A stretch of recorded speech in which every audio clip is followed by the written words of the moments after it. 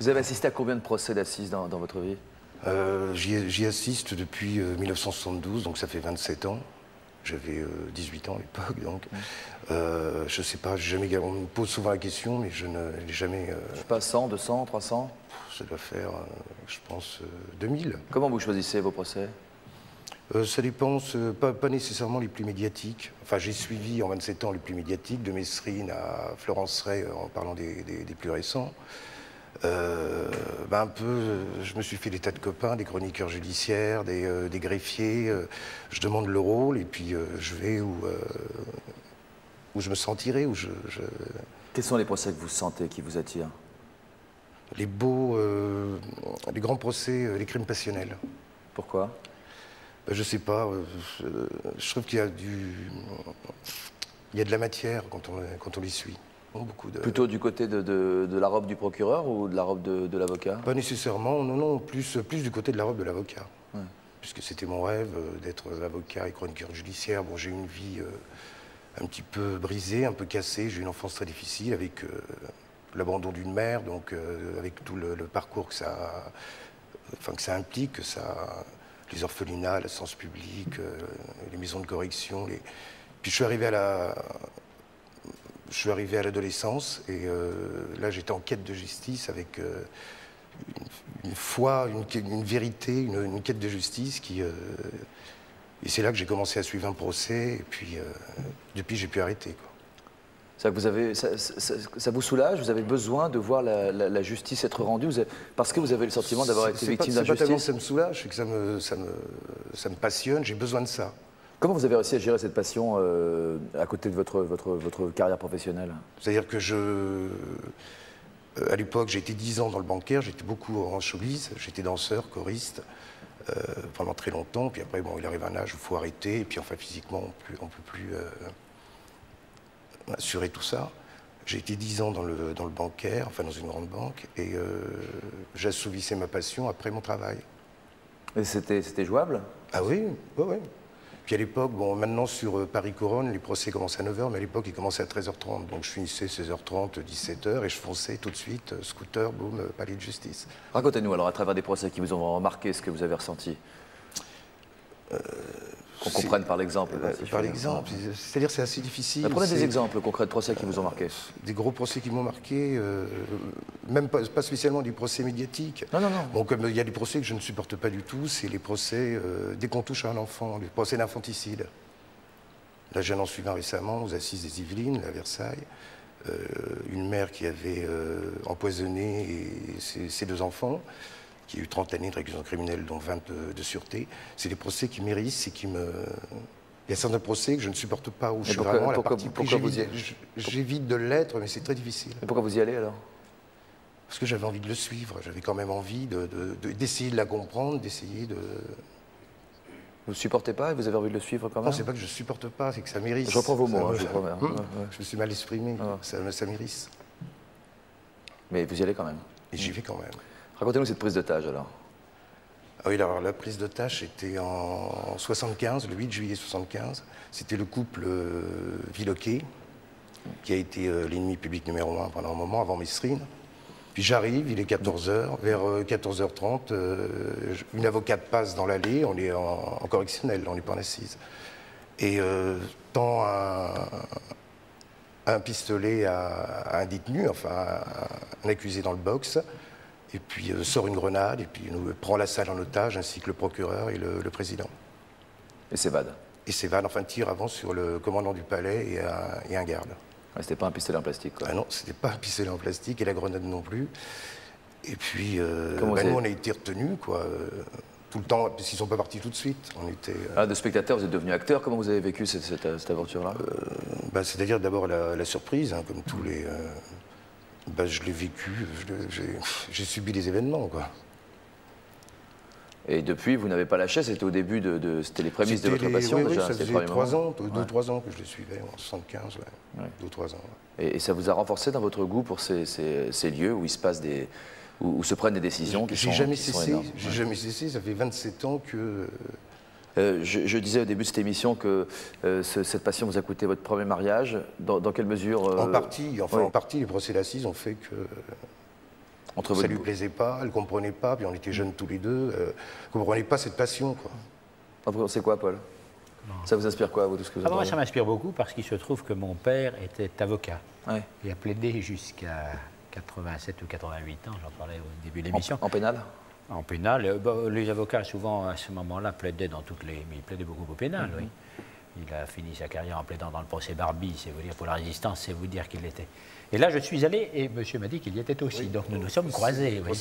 Je l'ai écouté. Et alors, ce qui est très intéressant, c'est que mon père, quand j'étais encore enfant, quand je faisais mes études et quand j'étais en vacances, m'emmenait écouter les procès d'assises, les plus beaux procès d'assises. Et donc, j'ai eu un peu les mêmes impressions et la même... Pas la même passion, bien sûr, mais le même intérêt que mon voisin a. Et c'est vraiment quelque chose d'extraordinaire, les procès d'assises. C'est un fragment de vie.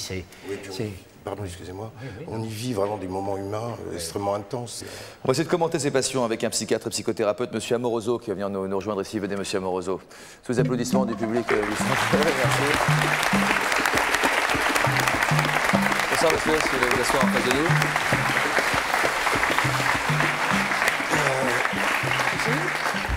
Oui, derrière vous s'affiche un bouquin que vous avez édité qui nous montre bien que vous avez planché sur le sujet qui nous intéresse ce soir. D'où viennent les passions? Qu'est-ce qui fait que telle ou telle passion tombe sur quelqu'un ou que quelqu'un tombe sur une passion? Vous avez écouté Stéphane et Julien. Comment vous avez réagi pendant leur récit? Je les ai écoutés attentivement et sans aucune émotion particulière.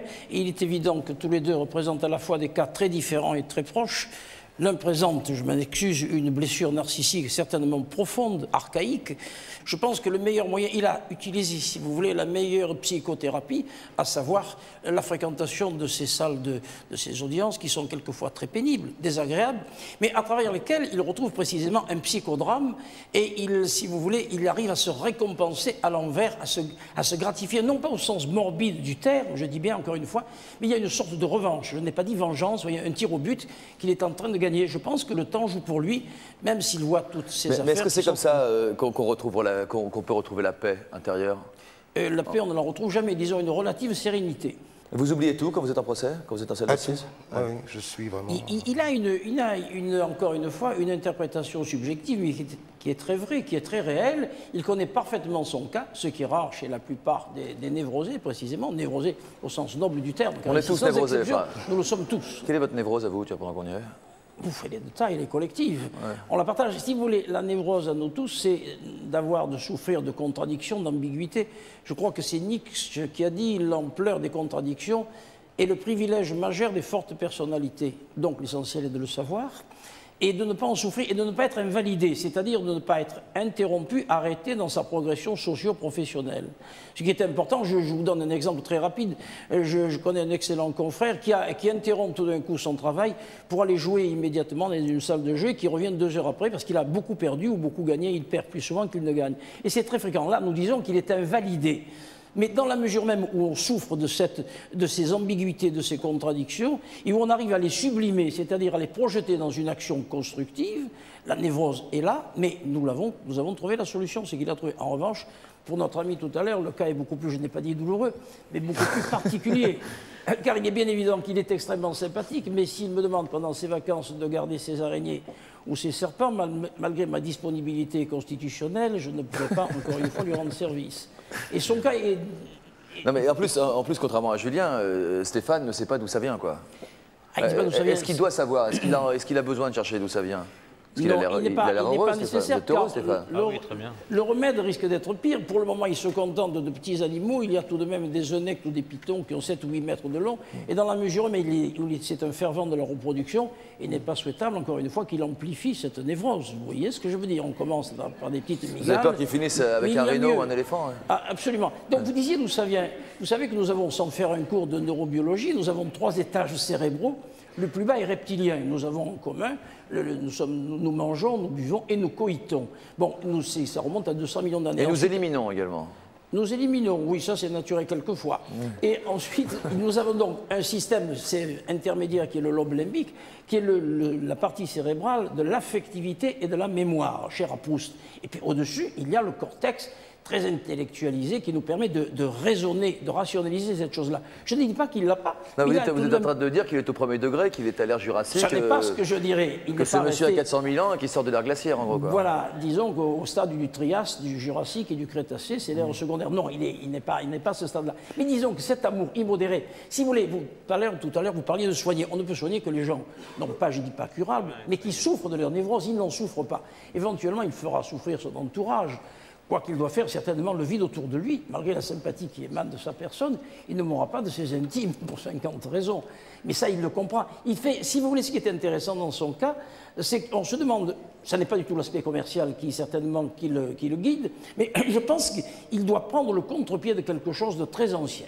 Ça, c'est pas possible, et c'est comme certaines opinions politiques qui sont chères à nos parents, on prend le contraire. C'est ce qui se passe. Il semble être dépité, aller vraiment à l'opposé de quelque chose qui a pesé dans son enfance. Ça, j'en suis à peu près certain. C'est par exemple, comme si vos parents étaient fans des souris, vous avez choisi les serpents. C'est vrai que mes parents et mes frères avaient beaucoup de petits rongeurs. Ah tiens, bon. Je ne savais pas. C'est pas une thérapie sauvage, ça, docteur, vous voyez? Absolument, absolument. Ce qui est intéressant dans toutes les passions, c'est l'authenticité. Je crois qu'il faut mener à bout ces passions, car ce qui compte pour nous, c'est être authentique. Et ils ne donnent pas l'impression de souffrir de leurs ambiguïtés. Être authentique, ça veut dire en accord avec ce qu'on ressent. En accord, absolument. À quoi ça sert? Ça sert à s'épanouir dans ce cas-là? Ça sert à vivre, quoi. Absolument, c'est l'authenticité, c'est quelque chose qui compte, et qui compte pour l'intéressé, et pour l'entourage, c'est quelquefois beaucoup plus difficile à faire. C'est le cas des passions qui sont quelquefois difficiles à mener de pair. Anaïk, vous avez posé des conditions à Stéphane, du genre au-delà d'une certaine limite, son ticket ne sera plus valable? Je le limite tout le temps au niveau des animaux. Ouais. Ah bon? C'est-à-dire? Ouais, tout le temps. Autrement, il m'en a ramené tous les jours. Ça ne serait pas possible. Je suis obligée de freiner. Ouais. Qu'est-ce que vous interdisez, par exemple? Ben là, il n'y a plus de place, donc il ne peut plus rien ramener, quoi, en fait. Ouais. Et il ramène quand même des animaux encore? Il essaye? Oui, oui. Qu'est-ce qui se passe quand il revient? Dernièrement. S'il ramène un crocodile ou... il va à la cave et puis il ramène d'autres terrariums ou il essaie de faire de la place, alors ça râle un petit peu. Mais vous avez l'impression d'être obligé régulièrement de freiner sa passion, quoi? Ah oui, je suis obligée, oui. Autrement, là, on... Et vous avez besoin qu'on vous freine, Stéphane? Oui et non. Oui, des fois, parce que j'en ai vraiment pas besoin. On dit, oh, on peut attendre, mais il y a quelques fois où je peux pas, quoi. Donc je m'en vais tout seul, je vais chercher mes animaux et je reviens et c'est la surprise. Ça vous en avez envie? Vous avez envie d'en avoir un de plus? Il y a des fois où je peux pas, c'est comme ça. Dernièrement, j'ai fait un salon, il y avait des petits geckos qu'on a vu sauter à l'écran tout à l'heure sur la caméra. On dit gecko, je crois que c'était gecko. Hein. Gecko. Ouais. Ça faisait 3-4 ans que je les cherchais, j'en cherchais partout et j'ai rencontré une personne qui arrivait de Tchécoslovaquie et j'ai sauté dessus. Je n'ai pas réfléchi 3 secondes. Vous avez des serpents à lunettes ou pas? Non, j'ai pas de serpent venimeux. Non, je me demandais s'il n'y avait pas un certain mimétisme au bout d'un moment, genre dormez, je le veux. Non. Si vous avez des yeux un peu... dormez... Non. Non. Vous ne pensez pas, d'accord. Est-ce qu'on peut comparer la passion amoureuse aux passions qui sont celles de nos invités, à savoir des passions totales, qui gouvernent leur vie, vraiment? Qui envahissent l'individu. Vous le savez, la passion, c'est une émotion amplifiée. Grosso modo, la base, c'est l'instinct. On parlait du crocodile, du reptile tout à l'heure. Au-dessus, il y a l'émotion.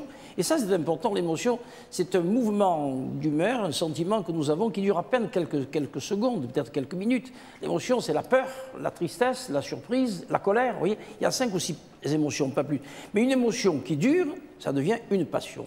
Et lorsqu'elle devient pathologique, c'est du délire. Vous voyez, par conséquent, ça va très vite. Pathologique, c'est quand elle nous rend malheureux, ou quand elle nous rend associables, ou quand... Mais c'est-à-dire, on peut être très amoureux, et on n'est pas amoureux et jaloux, et on n'est pas paranoïaque. En revanche, le paranoïaque est jaloux, et paranoïaque. Si vous voulez, le paranoïaque est toujours jaloux et désagréable, mais tous les gens qui sont orgueilleux et jaloux ne sont pas paranoïaques. Vous voyez ce que je veux dire? Et quelquefois, sur le plan médico-légal, le diagnostic est très difficile à faire. Par conséquent, une émotion, c'est quelque chose, une passion, c'est une émotion qui se prolonge, qui dure, qu'on entretient et qui est en nous de façon latente. Je pense qu'elle se révèle à 20 ans, elle se révèle à 50 ans. Ce choix, ce renversement professionnel auquel on assiste, et notre ami chirurgien, c'est quelque chose qui est certainement très ancien. Et la véritable vocation, c'est celle que l'on retrouve à côté. Lorsque des gens ont des hobbies, ils appellent ça un hobby. En fait, c'était le véritable itinéraire qu'ils devaient suivre dès le départ et qu'ils n'ont pas suivi pour des raisons de conjoncture. Mais ils se révèlent tôt ou tard. Et la preuve, c'est que lorsqu'ils réalisent cette inclination, ils se portent bien, ils sont authentiques. Ils sont authentiques. Est-ce que c'est compatible avec la norme, avec la société, avec les règles? On se fait plus ou moins admettre. C'est toujours très difficile. C'est très beau, c'est très sympathique. Quelqu'un qui quitte tout sur le plan socio-professionnel, qui risque encore une fois sa réputation, son honneur. C'est très beau, c'est sympathique. Lui se sent très bien. Mais sur le plan de la rationalité, ça n'est pas raisonnable quelquefois.